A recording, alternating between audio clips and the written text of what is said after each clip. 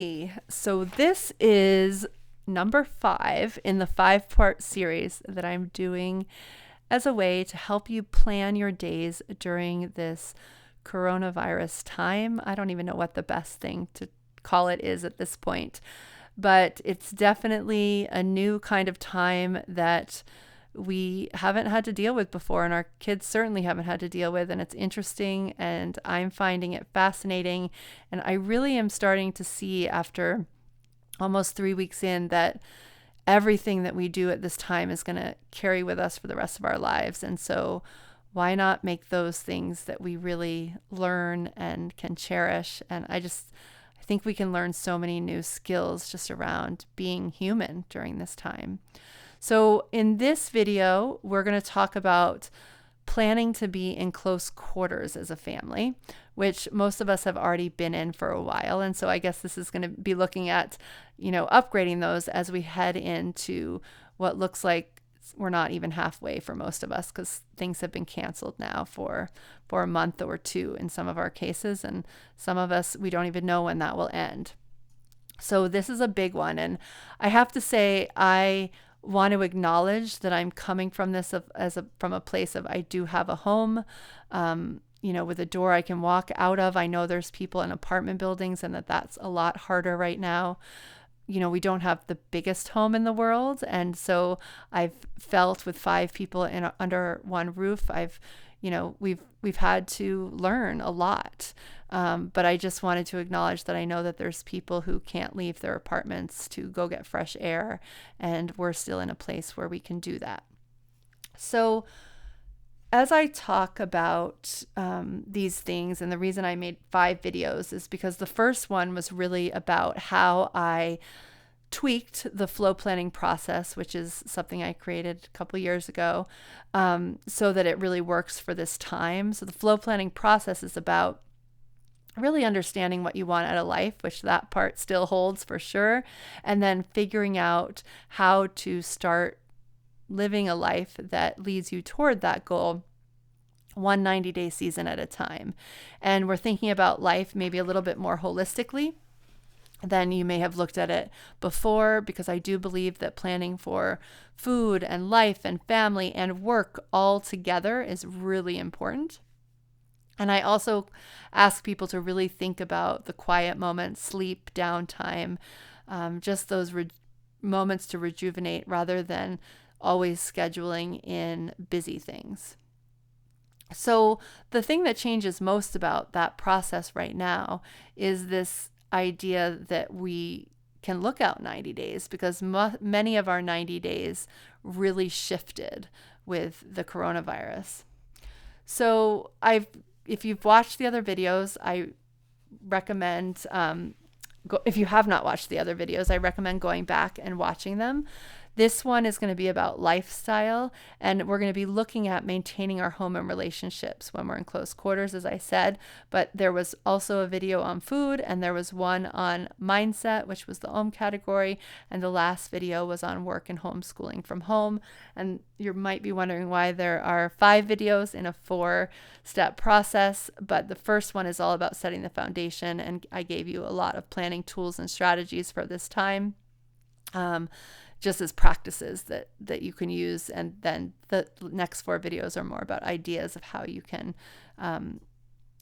implement these ideas into the flow planning process that you learned in video 1. So go back and listen at least to video 1 if you didn't hear that, because that will really be helpful in understanding how I'm speaking about all this. And also in video 1, I reference all the planning sheets, which you can get by going to plansimple.com, clicking on the link at the top of the page. And on that page, where this video is also living, you might be looking at it there right now, are the planning sheets that you can download.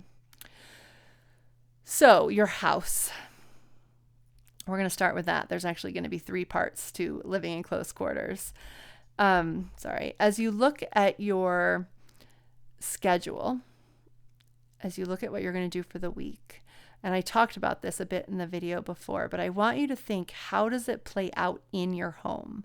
So this was a big mistake that we made for the first week and a half of being home all together, is that we each sort of one-on-one looked at our schedules, and we were pretty happy with what we could do in our day.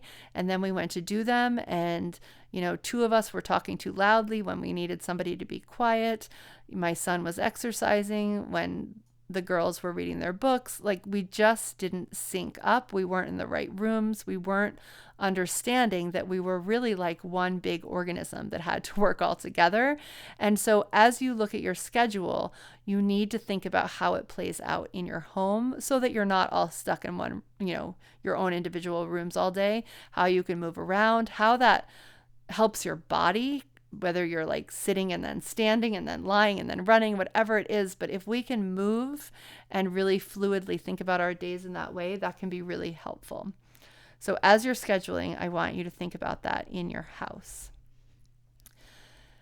So this is another slide of me explaining the same thing, but the idea is just really mapping out, as you're mapping out your day, where people will be doing the things you're doing. And don't ever assume, like, I would assume, I'm eating lunch, I'll be in the kitchen, but, my kid might bring their lunch upstairs because they think this is all new and different, and that's appropriate right now. So be really clear about where you think people will be and where you need kids to be when you're doing an important work task or you're trying to support your spouse in doing an important work task. So here's what you could do.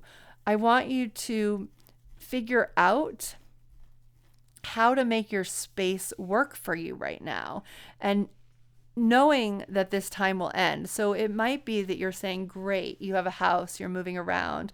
But a lot of us moving around was me making little corners so that, this corner was somewhere where somebody could go who just needed to put their head down and do some work and not be interrupted, and the noise doesn't travel to the rest of the house.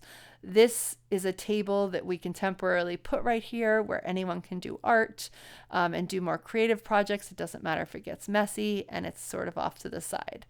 This is where that rowing machine can go that doesn't usually live in the middle of our house that my son can do his exercising on, and it just needs to go up like this when it's done, and so we're really carving out like what spaces are made for what. We can't go out and get new things or buy new things. So my husband made a clever way to raise his computer when he wants to stand. So how can you make your space really work for you right now and sort of carve out those different areas so everyone understands what happens in each area and maybe when. Okay, the other thing that we need to think about when we're home in close quarters with each other is our relationships, because those will constantly be coming into check.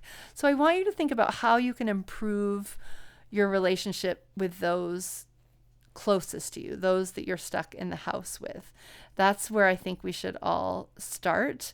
And some of the things that, we've been doing, and I've alluded to those in many of these videos, is really meeting more frequently to explain, to really preview what the next day is so we can all understand what each other's days are.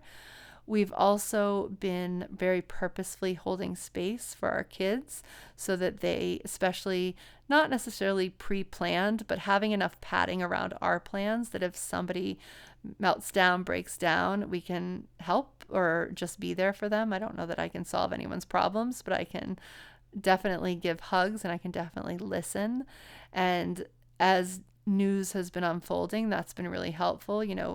The news of when we don't have school has really been unfolding slowly, as I'm sure it has for you. So, the first bout was just 2 weeks. That was kind of like vacation. And then all of a sudden, when 5 more weeks got added, then it was sort of like, oh, then I won't be having this play and I won't be doing this season. And that becomes a little bit harder. And I believe we have an opportunity to really hold our kids in a way that we can't when we're running around like crazy people. And really get to know them at a different level. We also can do meals together that we don't usually do together. We can sit for longer. We can have discussions. I've been thinking a lot about the fact that I see all these board game pictures, and I don't always love board game time, but my kids have been enjoying it, and they get to, fight with each other, but then also figure it out. So I think one of the most important things about relationships with those closest to each other is that in normal circumstances, sometimes we let things go because, we have the time and space to do that. And in this time and space, we really have to work things out together. And so it's an opportunity to really come into clash as siblings, as spouses, as, mother, daughter, whatever it is, but then also work on those relationships together under not the best circumstances. And I think that that's a really useful exercise that we'll be able to carry with us forever. The other thing is, how can you connect to those you cannot see? And really making the thing about both these things, and why I'm mentioning them in a planning video, is to really make time for these things, right? We need to make time. We can't just, a lot of people say that they're feeling like there's so much extra time right now. But maybe we don't have to use that extra time for work. Maybe we can use that extra time for connection and really connecting with those we love. So if they're not in our house, then maybe we have a grandparent who's living alone, or I even get to have a great grandparent who's living alone, or family members who we don't always check in on. We can check in on old friends. How can we connect those we can't, even though we're not with them on a daily basis? It's a really good opportunity for that. So we like to connect. So one of the reasons I think it's really important to think about this right now is that we like to connect. And this is the feeling that has been taken away from most of us because we can't have the physical connection with people, right? We're not going to school. We're not going on walks with our friend. We're not going to the coffee shop. I mean, sometimes I laugh because, for some of us on some days, going to the coffee shop is a very meaningful conversation, the person who will listen to us. So with relationship comes communication, right? So this is the next idea that I want to consider during this time, is it's really an opportunity to get really good at communication, or to practice communication, because it's really needed right now. So make a plan in bed with your spouse or partner at night after the kids go to bed. Like, really understand your days together. Like, this, I think, is a way, this time offers us the opportunity to have empathy for our spouse in a way that I don't know that we give time to during regular times. I don't know that our spouse ever realizes all the things that go on at home, or that we ever realize all the things that go on at work, or vice versa. So I think, and we don't always realize what our kids are going through when they're at a day at school. And so all of a sudden, all of that's happening under one roof. And it's really important time to connect. So planning is something that I feel like as women, we take on and we just sort of go with, and we don't always include our partner in it. So really including your partner, because now they're part of the plan all day long, I think can be really important. And just doing that as a connecting moment at night before you go to sleep, such a good idea. Another thing that we've been playing with is family meetings. And it's almost like, I feel like we're almost like a small company right now here in this house. But just gathering, we can't gather with everybody. So why not gather with our family? And really hearing what everyone's feeling, what they want to do today, what they want to do this week. This has been really helpful. We've been doing them really informally, just kind of around the breakfast table. What's happening today? Is there anything that we need to know that we might not know about? The kids are getting things scheduled. And so I don't necessarily know that they're happening. So, they'll say, yes, I have to call this friend at this time, or I'm on this Zoom at this time. And all that's really helpful to know about, so that, my husband and I, when we're on our meetings, we know what's going on where. So it's just, and then also we're catching each other when things get hard, right? So it just gives us a forum that when something big is canceled, we can all be there for that family member. Okay, so the third thing that I really think is important to fold into communication right now is the first thing that I also wanted you to plan when you plan your week of work, which had nothing to do with work. Remember, it has to do about self-care. And I think everyone needs to be really clear about the self practices that they each want to practice within their family. But I'm talking to you, so I'm going to tell you that you need to be really clear about self-care practices you want your family and yourself to be able to adhere to. So when does that happen? How are you doing your meditation? How are you getting outside and breathing fresh air? How are you creating a rhythm so that you make sure everybody washes their hands when they come in from the walk? What does all this look like? And being really clear about everybody making space for each person to care for themselves in the way that they need most deeply now in this given situation. And it's really an opportunity to get clear on this. And as we get clear, I think we'll really be able to carry this one in to our lives after the coronavirus, because believe it or not, that will happen. Also, another thing to get really clear on is when someone gets sick. So really understanding with your spouse, with each other. We laughed the whole first week that if someone got sick, we put them in the basement. And a couple days in, I was like, if you're sick, I'm not putting you in the basement. Like, I'll go sleep on the couch and you can have the bedroom. So really understand what happens when someone gets sick.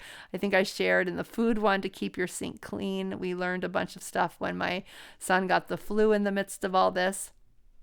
Just because we weren't sure what he had. And so we got extra careful. And it's just interesting. Like we are learning how to really not spread something, which, to be honest, if you've ever had the throw up flu in your house, like, why haven't we always done this? I'm not sure. But it's really important to have a plan for what happens if someone gets sick, who's going to cook, who's going to clean, like what's going to be let go of, what room are they going to be in, all the things. Like, what do you believe as a family? All right, that's what I got about lifestyle. I feel like I did put these in the order of importance. So if this is the one that you don't get to, that's okay. But really focus on your mindset, your food, the work and school that really is going to carry you through this time, and then the lifestyle changes that will help you do all those things. Again, you can go to plansimple.com and look at the bar at the top for the next class or community event. That's also where the planning sheets are. And I am doing planning sessions at least once a week to talk you through the process for putting everything down and figuring out what you want for this week. Sometimes it's helpful to have it said to you so you can do it as I'm talking. Plus, I stay on the line and answer any specific questions that are coming up around mealtime, around any of the things we've talked about, around your home, around your business, all the things. We talk about all of it. And sometimes when you say it out loud and you talk it through with someone else, you can see the answer that you couldn't see when you're sitting home alone with just a piece of paper. So that's that. And that ends this series, though that does not end me showing up. There, you can also check out an interview series that I have been interviewing a bunch of people right now for an event I'm doing and for the podcast. And at the end of every interview, I spent 10 minutes talking about this time. And so those interviews will be coming on this page, which again, you can link to at plansimple.com. All right. Have a great day, evening, morning, wherever you are that you are listening to this.